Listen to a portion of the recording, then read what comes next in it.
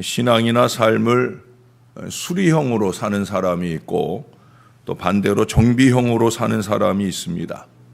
수리형이다라고 하는 것은 시험 당해서 부랴부랴 매달리고 얻어 터지고야 정신을 차리고 그야말로 발등에 불똥이 떨어지고 나서야 뒤늦게 수습하느라고 울며불며 철야 쫓아다니고 새벽 예배 나오고 그러면서 살아가는 신앙 인생, 수리하면서 사는 거죠.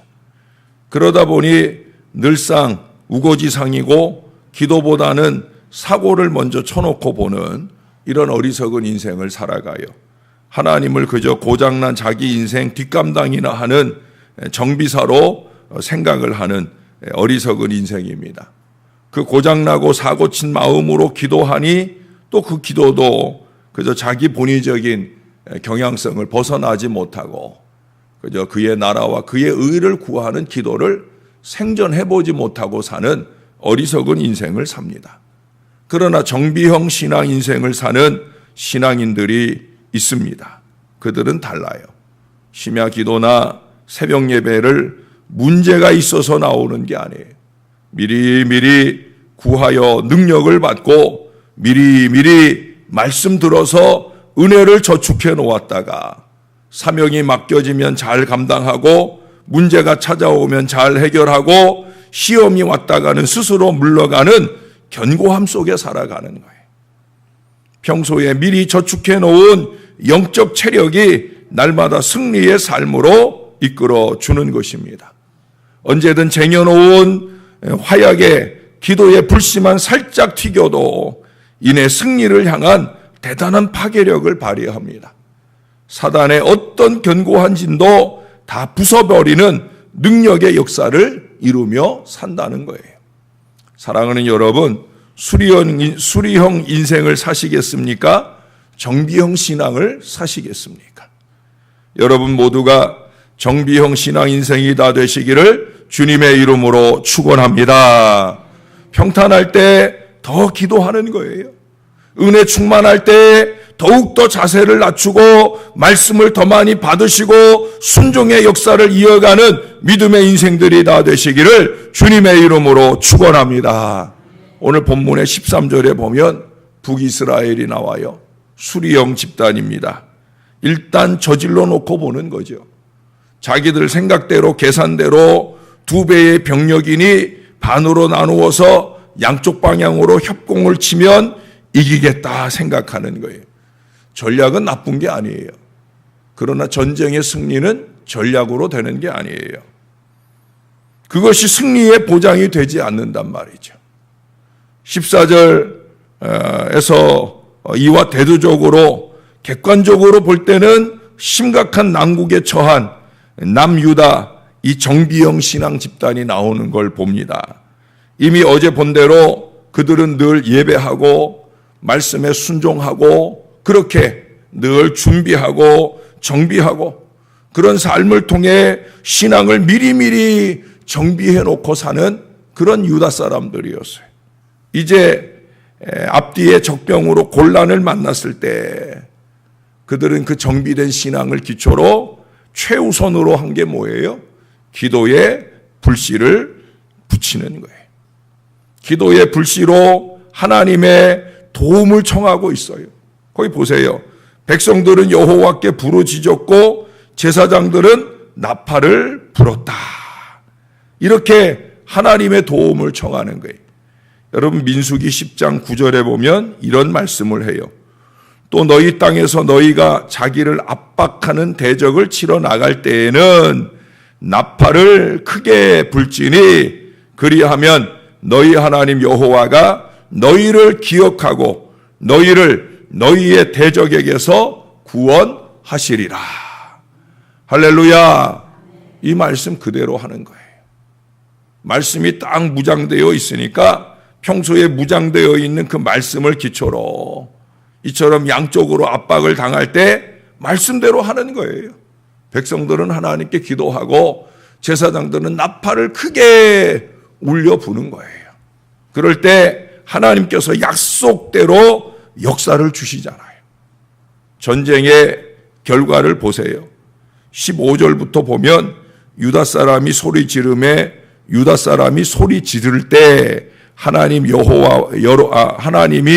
여로보암과 온 이스라엘을 아비야와 유다 앞에서 치시니 이스라엘 자손이 유다 앞에서 도망하는지라 하나님이 그들의 손에 넘기셨으므로 아비야와 그의 백성이 크게 무찌르니 이스라엘이 택한 백성들이 죽임을 당하고 엎드러진 자들이 50만 명이었더라.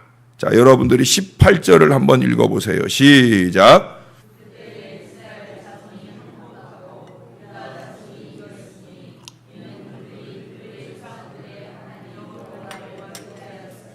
할렐루야. 대단한 승리의 결과를 우리에게 보여줘요. 80만 명 중에 50만 명이 쓰러졌다는 거예요. 이건 대단한 승리예요. 지금 남유다는 40만 명밖에 없는데 그 40만 명보다 10만 명이 더 많은 사람, 그 사람들이 다 쓰러졌다는 거예요. 엄청난 압승입니다. 상상을 초월한 승리입니다. 진퇴양난의 큰 위기에서 전화위복의 큰 승리의 역사를 이루었다라고 하는 거예요. 이것이 부르짖는 그의 백성들을 향한 하나님의 은총인 것을 보게 됩니다. 믿는 사람은 이 준비가 되어 있어야 돼요. 항상 정비되어 있다가 어떤 상황이 탁 터지면 제일 먼저 하는 일이 뭐냐? 난짝 엎드리고 하나님께 부르짖어 기도하는 거예요. 정비형 인생이 쟁취할 수 있는 승리를 맛보면 되는 거예요. 여러분, 교회가 맨날 아픈 곳에 반창고나 붙여주고 붕대나 싸매주는 일에 급급한 그런 병원 노릇이나 해서는 안 되는 거예요. 교회는 평소에 늘 훈련되어서 언제고 쓰임받는 십자가 군병을 길러내는 병령이 되어야 된다는 거예요. 병원이 아니라 병령입니다. 병원형 교회는 수리형 신앙인만 득실돼요. 맨날 목사가 수리해 주느라고 치료해 주느라고 정신없어요. 여기 아프다고 잉잉거리고 저기 아프다고 잉잉거리고 불평과 투덜만 넘쳐나는 그런 교회는 희망이 없는 거예요. 정비형 교회는 뭐냐? 병영 같은 교회는 뭐냐? 정비형 신앙 인생들이 버티고 서서 승리의 미래를 준비하고 있다가 주님이 지금이다 하시면 뛰어나가 승리를 누리고 역사를 만드는 그런 교회예요. 우리 신월 제일교회는 그런 교회가 되어야 할 줄로 믿습니다. 여러분, 오병이어의 역사를 아시죠? 5,000명이 먹고 12강줄이나 남은 것은 빵틀의 역사가 아니잖아요. 제자들의 재빠른 계산이 이룬 승리도 아니에요. 제자들이 계산할 때는 200데나리온의 떡이면 먹일 수 있다는 거예요? 아니면 200데나리온이 우리에게 없다는 거예요? 계산이 빠른 사람들은 안 된다, 못한다를 찾아요. 그러나 예수님은 뭐 하셨어요? 예수님은 다른 거 안 하셨어요. 예수님이 하신 일은 기도였어요. 어린아이 하나가 물고기 2마리, 떡 5개 가져왔는데 고작 그것 가지고도 예수님은 하늘을 우러러 감사하고 기도했어요. 거기 하나님이 손대시잖아요. 대단한 역사가 나타나잖아요. 여러분, 그것이 예수님이 그저 문제를 만나고 어려움을 만나서 당장 응급조치로 기도하는 그 기도가 아니잖아요. 밤새도록 철야하며 기도하셨고 새벽 5일여 미명에 기도의 준비를 이어오시는 중에 문제를 딱 만나니까 그 문제를 해결하기 위해 또 기도하시는 바로 그 역사를 우리에게 보여주잖아요. 예수님의 기도의 영성이 그와 같은 작은 손길을 위대함으로 이루어가는 놀라운 은혜를 우리에게 보여주잖아요. 우리가 아까 195장 찬송의 마지막 5절 가사가 뭐예요? 성령이여 우리로 겸손하게 하셔서 우리도 예수님 닮아가게 해달라고. 신앙은 그거예요. 예수님처럼 하는 게 신앙이에요. 예수님은 그렇게 하셨어요. 밤새도록 늘 기도로 준비하시고 새벽 5일여 미명에 기도로 준비하시고 그러다가 병자 데려오면 병자 해결하고 5,000명의 사람들이 굶주려 있을 때 그들에게 오병이어의 큰 역사를 나타내 주셨다라고 하는 거예요. 우리가 어떤 틀을 만드는 거 중요합니다. 원칙을 세우는 거 중요합니다. 총회가 4일 동안 모여서 뭐 하느냐?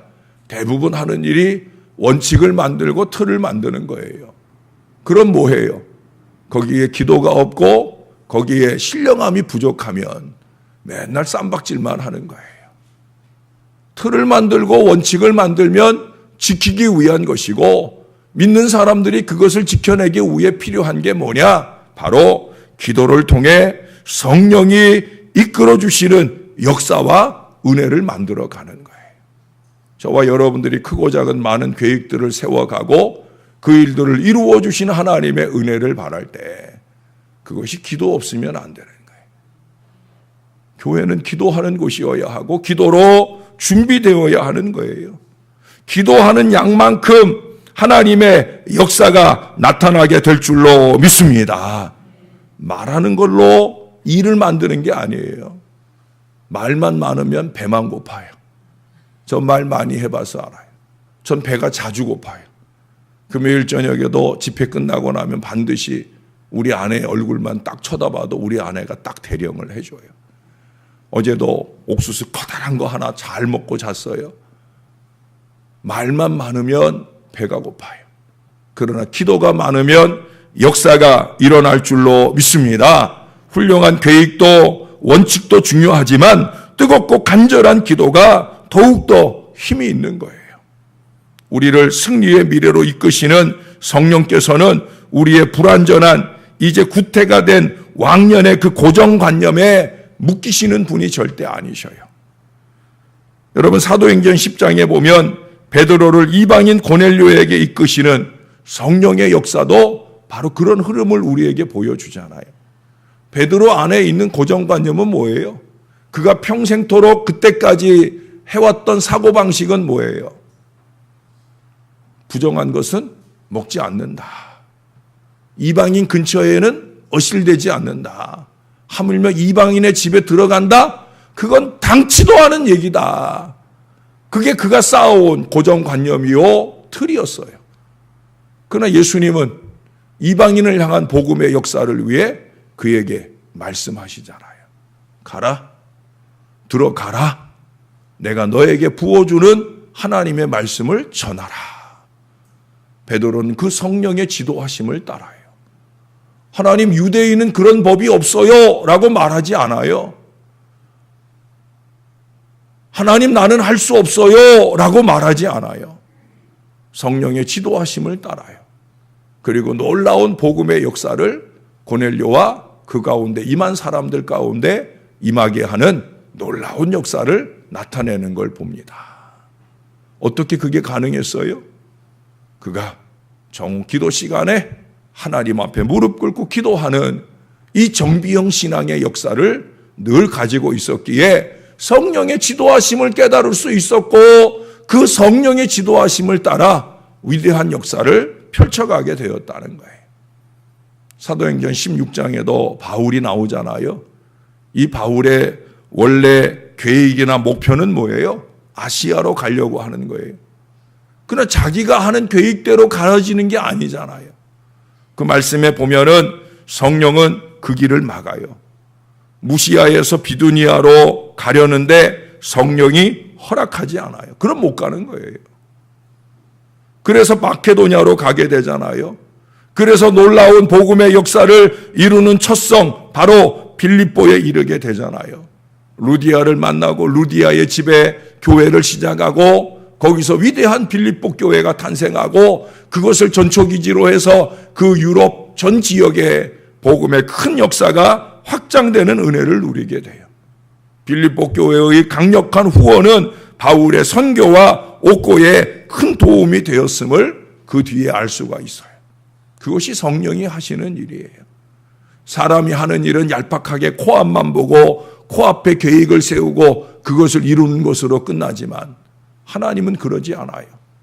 하나님의 위대한 계획, 원대한 계획은 우리가 보지 못하는 미래를 보고 계시고 그 미래의 영광스러운 축복을 위해 오늘 아닐 것이다 생각하는 걸음으로 우리를 이끌어 가시는 줄로 믿습니다. 오늘 본문의 남유다처럼 진퇴양난의 큰 어려움을 만났을지라도 평소에 준비된 이 믿음과 신앙만 있으면, 하나님께 부르짖고 기도의 나팔을 불면 하나님이 개입하시고 역사를 주실 줄로 믿습니다. 저는 원칙을 좋아하는 사람이에요. 기준을 중요하게 생각을 해요. 그 원칙과 기준을 잘 따라가는 걸 저는 아주 중요하게 생각을 합니다. 그러나 그것보다 더 중요한 게 있어요. 그것은 바로 성령의 지도하심에 민감한 거예요. 그 지도하심이 우리를 감동하실 수 있도록 우리가 늘 신령함으로 준비되어지고 기도하는 목사, 기도하는 동역자들이 되어 주실 수 있다고 하면 우리가 부르짖는 기도에, 우리가 울려 부르는 나팔 소리에 하나님이 귀 기울이시고 역사를 주실 줄로 믿습니다. 오늘 좀 어렵죠? 교회도 어렵고 나라도 어렵고 그 안에 명절이 와도 하나도 기쁘지 않은 가정이 어려워요. 여러분, 이럴 때 우리가 그간에 준비된 믿음의 기도로 힘을 낼 때라 여겨집니다. 저와 여러분이 오늘의 말씀을 가슴에 새기고 우리가 할 일이 뭐 있겠는가? 하나님 앞에 기도할 뿐이라. 이 기도로 통하여 하나님 의지하고 그 하나님이 도움을 주시는 큰 은총과 역사를 경험하는 저와 여러분, 정비형 건강한 신앙 인생들이 다 되어 주시기를 예수님의 이름으로 간절히 축원합니다. 기도하겠습니다. 아버지, 감사합니다. 오늘도 말씀을 받고 갑니다. 이 말씀이 우리의 신앙 인생의, 신앙의 전진의 밑거름이 될 줄로 믿습니다. 큰 소리치며 왔다가 울고불고 돌이켜가는 이스라엘 백성들을 봅니다. 그저 할 일이라고는 하나님께 부르짖는 일밖에 없다 생각하고 그 하나님만 의지하고 승리의 역사를 구가하는 남유다 사람들을 봅니다. 우리가 어떤 길을 가야 할 것인지 자명하온데 우리에게 더 신령한 믿음의 지혜를 주셔서 우리 남유다처럼 하나님께 부르짖게 하여 주옵소서. 앞장선 목사들은, 목회자들은 힘있게 나팔을 불 줄 아는 능력과 신령의 지도자들이 될 수 있도록 우리 하나님 도와 주시옵소서. 우리가 합력하여 기도하고 기도로 역사를 만들어가는 은혜로운 재단이 될 수 있도록 하나님 우리를 축복해 주옵소서. 가정적으로나 교회적으로나 나라와 민족이 힘들고 어려운데 하나님, 믿음의 사람이 뭐 해야 하겠나이까?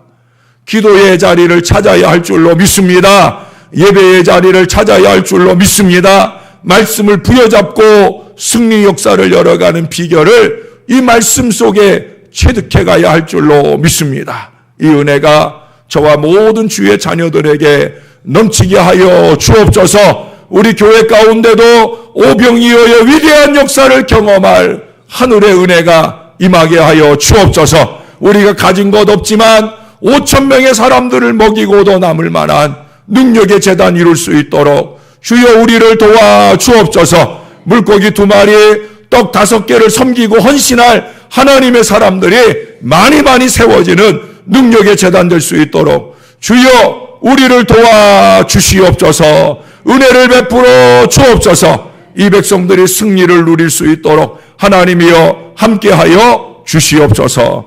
예수님의 이름으로 기도합니다. 아멘.